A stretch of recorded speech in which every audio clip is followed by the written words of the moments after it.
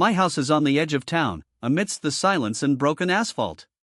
When I take out the mail, usually advertising flyers or bills, it seems to me that the air here is heavier than anywhere else. It's as if the city breathed me out of its lungs long ago, and I'm left behind like an old spot on a map that no one reads anymore. I used to believe that old age is wisdom. That experience is a treasure you carry through the years, not a stone around your neck. But every day I see that this is not true. For them, I'm just another body taking up space. An old man who smells of medicine and time that you can't get back. My children are doing great.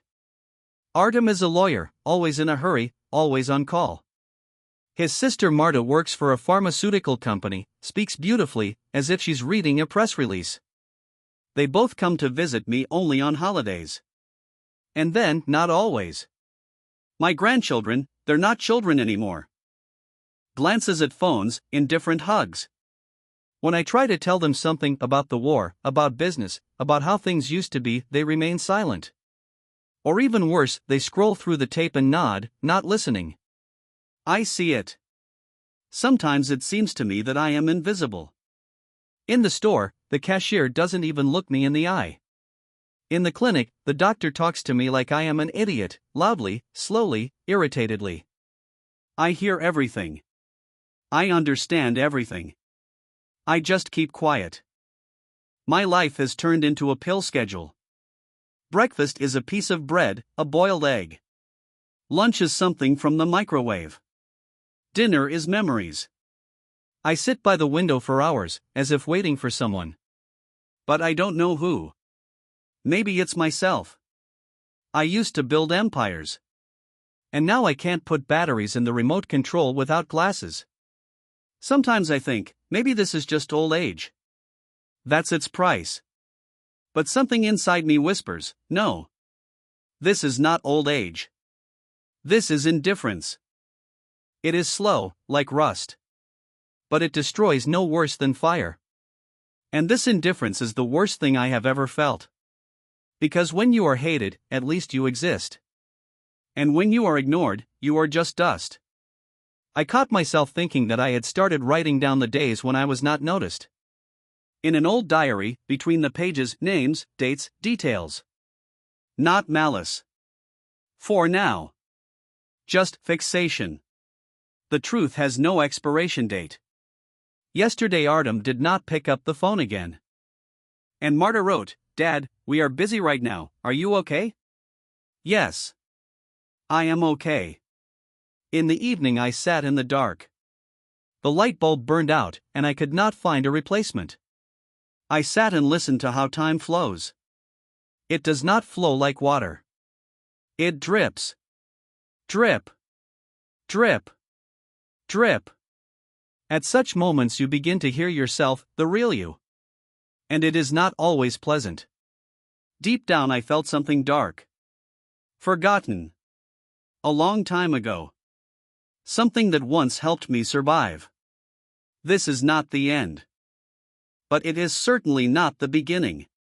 I wasn't always like this. I wasn't always the grandfather who crushes pills with a spoon and solves crossword puzzles to keep from going crazy.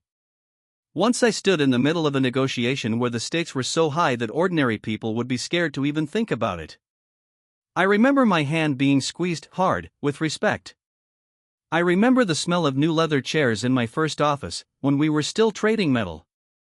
I remember putting up ads for building materials deliveries myself, in the rain, in the wind, with broken fingers after another fight with competitors. It was a different time. And I was different. I was starting from scratch, as they say. And not because I wanted adventure, there was simply no other way out. My father died early, my mother was consumed by depression before I came of age. I had no choice, I had to build it myself. And I built it. A company. A name. A family. I kept everything to myself. When Marta got sick as a child, I didn't sleep for weeks, looking for medicine, acquaintances, and workarounds. When Artem got into trouble at university, I decided to do it quietly, without fuss, without scandals. I always covered them up. Like a shield. I remember when I bought our first house. Small, not yet renovated. But we laughed a lot back then. We sat on the floor, eating pizza from a box, because there was no furniture yet. And I thought, well, happiness is here.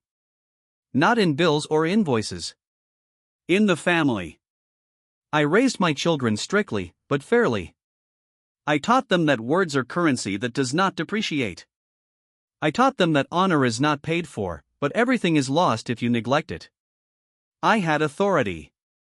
They looked at me with respect. My wife said that there was something in me, unbreakable. A fire that scares and warms at the same time. She left like that early, suddenly, but with a smile, looking into my eyes. She once said before her death, "Don't let the world turn you into dust. Because you are a rock, Ford. A rock." And now, I am swayed by the wind of indifferent glances. I am a monument. A museum exhibit in my own life. What destroys a person the worst? Not death. And not even illness. Oblivion. Today, Artem speaks to me officially, coldly. As if I were a client, not a father. Marta is always in a hurry, always tired. I see the discomfort in her eyes when I talk for too long. Grandchildren. They are not interested in my stories. They want a new smartphone and silent comfort. But I was once a hero to them. To all of them. The first bicycles. The first books. I was even Santa Claus in a suit to preserve the fairy tale. And you know, at that moment I believed that I was doing something important. It's funny. They don't remember this. And I remember everything. When my wife's voice disappeared from the house, I continued to speak into the silence. Because it's easier that way than being silent. And now there's no one to talk to. What's left? A few photos. An old seal. A folder with documents that no longer mean anything. And me. Alone. Old age doesn't always come with weakness. Sometimes it comes with insight. And the understanding that you were thrown out of the ship like an anchor. But you're still able to sail. I see everything. And I remember everything. Marta hasn't picked up the phone for the third day. She'll say she lost her charger. That she's too busy. That she didn't have time again. I've been hearing these excuses for years, they're like the background music of my life. On Wednesday, I asked my grandson Bodan to help me renew my card. Everything at the bank is done over the phone, and my smartphone is a mockery, not a device. He looked at me as if I had just come out of a cave. He waved me away without even taking off his headphones. "Grandpa, are you serious? You can't do it yourself?" It's as simple as that. And he left. Simple as that. I stood in the hallway, listening to his footsteps. Light, determined youth is always confident. Even when it's wrong. And yesterday I went to the doctor. I was worried about a shadow in my lungs. That young specialist, with a dull gaze and constant yawning, spoke to me as if I were a page from a textbook that he hadn't finished reading. "Well, at your age. It's normal." Then pills, diet, silence. Next. I wanted to ask. I wanted to clarify something. But he was already talking to the next patient, a young woman in a short skirt. I left without saying a word. And at that moment, something inside me settled. In the evening, I opened an old diary. I used to write down ideas, plans, poems in it. Now, surnames. Bogdan. 0410. Makori. Dr. Levitsky. 0610. Superiority. Marta. 0710. Ignoring. Every line is not just pity. It is a testimony. Because every word, every indifference is a miniature death. Not for the body, but for the soul. And I remember them. Today I went to the store. It was raining. It was dripping like a metronome. I was standing in line with 2 packages. My hands were shaking. I asked the cashier, a very young one, to slow down a bit. Baby, I don't have time to put out the goods. She rolled her eyes so loudly that it seemed like the walls screamed. So, maybe someone will come with you next time? And you're putting on a show here. People are waiting. People. Laughter. Someone muttered, there's that old man with the lines again. Like a ghost. I didn't say anything. I just gathered up as many things as I could. The packages fell, one burst. I leaned over and heard laughter behind me. Not loud, quiet, sly, nasty. A couple of young guys walked past me. One of them muttered, old people don't belong on the street. They need a shelter. At that moment, something creaked inside me.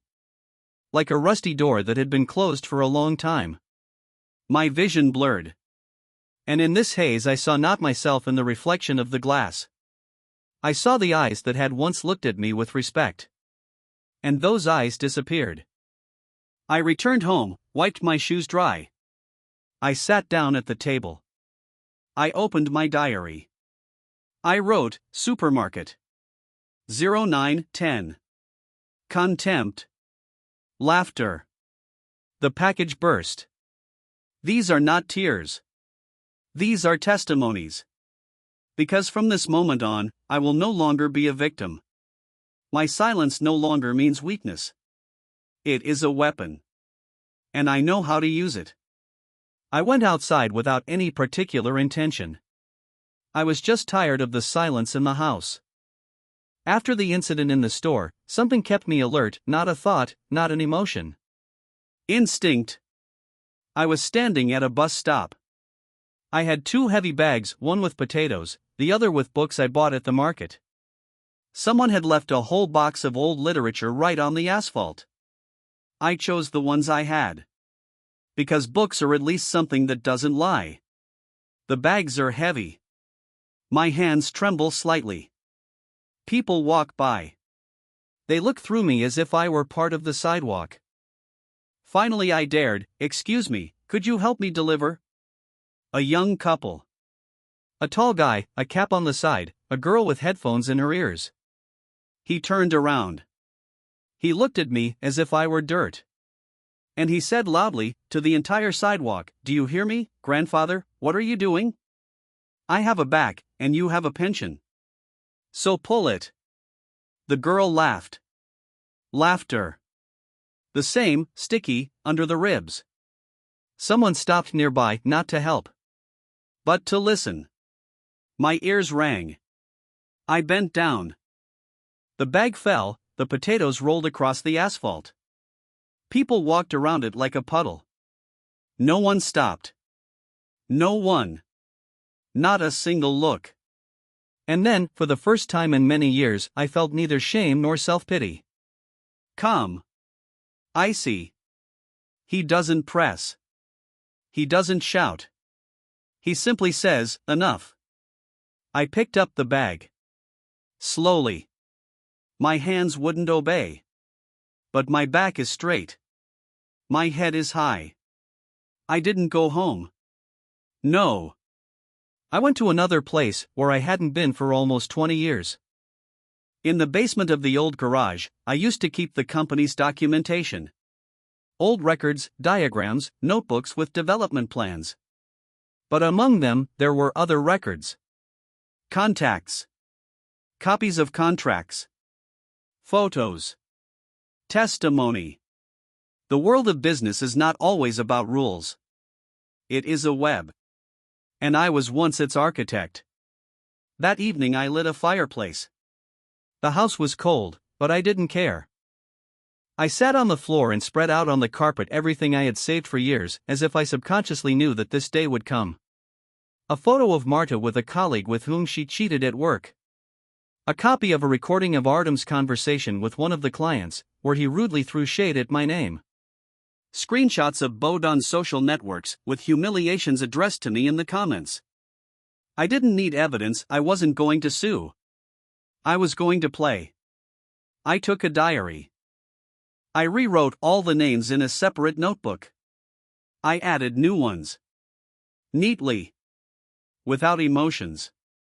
Like a calculator. The time has come, no revenge. Balance. There is no more room in this world for poor old Ford. But for a cold mind with experience living in the shadows, there is always a scene.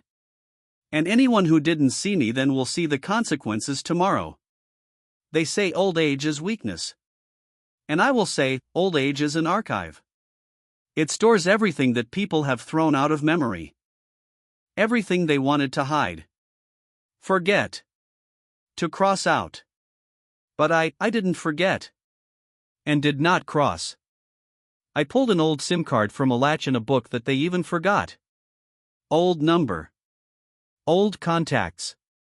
But some of them are still breathing. It is still capable of answering calls that do not have a request, but an order. First, Kachuk. The former accountant, at one time, Grey Cardinal. Alcohol, but not memory. He helped me get one internal reporting from the company where Martha works. Nothing illegal. Just uncomfortable. It is enough for her to lose peace. In a few days, it was put gently, unobtrusively, to meet with a counterparty, which no one checked. As a result, a service investigation. I didn't sign anything. I didn't even appear. But the video she didn't know that someone was removing got into the company's internal mail. Artem. He was proud of his perfect reputation. I knew about his longtime flirting with the judge, whom he had dealt with 10 years ago.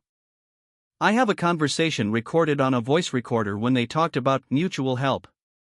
I just sent this entry to one legal Telegram channel anonymously. No one asked who did it.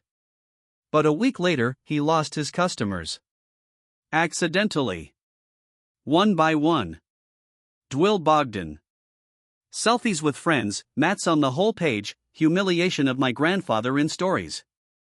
I created a fake account, I was trusting in one of his teachers, and threw the screens at the right moment. Result? He missed the scholarship, got reprimanded, and finally mentioned that his grandfather had a voice. But this is just the top. I started playing harder. Postal letters with mistakes. Old photos were sent from anonymous account where one of the family was not where it was supposed to be. The conversations I once heard I reproduced through chatbots and sent them to targeted persons. No one. I'm not. But there is influence. I saw Martha nervously closes the laptop when they talk to it. As Artem began to call more often as if worried, but in fact he checks what I know. Bogdan came. He was sitting silent, looked at the floor. I have not merged. Not glad. I was watching. Because the goal was not to break. And to show. Who is who. And how much indifference, disguised as progress. I was in the shade. Did not require explanations. Did not ask for forgiveness. It was not revenge. It was a balance. When the universe is curved, it must be tweaked a little. Even old hands. I used to be a force. Now I'm a rule that everyone has forgotten. I didn't receive any thanks. I didn't hear, you were right. No one hugged me and said, I'm sorry, we forgot who you were. And, perhaps, that's fair. Because this isn't a movie. This is life. But something changed. One evening, Marta arrived without warning. She sat on the edge of the chair, like a thief who doesn't know why she's here. She spoke slowly. Her eyes were red, her voice was even but broken. Dad, I just thought I hadn't seen you in a long time. I was silent. For the first time, her silence sounded louder than words. Artem calls every week. At first, about business. Now, sometimes he asks what I think about the new law, whether I've read the book. He doesn't admit that he's afraid. But he respects me. And that's more important. Bodan brought me a new flash drive with movies. On the note, he wrote, here's an old movie. You said you loved it, I found it. I didn't ask why. I just turned it on and watched as remorse appeared in his eyes for the first time. And respect. The world around me is still indifferent. Cashiers still look through, doctors still hurry, people on the streets laugh the wrong laugh. But something has changed in me. Now I don't ask for respect. I radiate it. And people feel it. I once believed that age was a burden. Now I know, age is a weapon, if you hold it correctly. My house is still on the outskirts. The silence is still thick. But it is no longer empty. It is filled with experience. And with timely anger that did not incinerate but taught. I did not start destroying. I reminded. And do you know why it worked? Because pain, like memory, has its own intelligence. It knows where to return. Last entry in the diary, the one who was not listened to became a voice. The one they ignored became their mirror. Respect or learn through loss. In every shadow, light can live. But not every shadow will want to forgive you. Subscribe and like. And tell your friends about this video.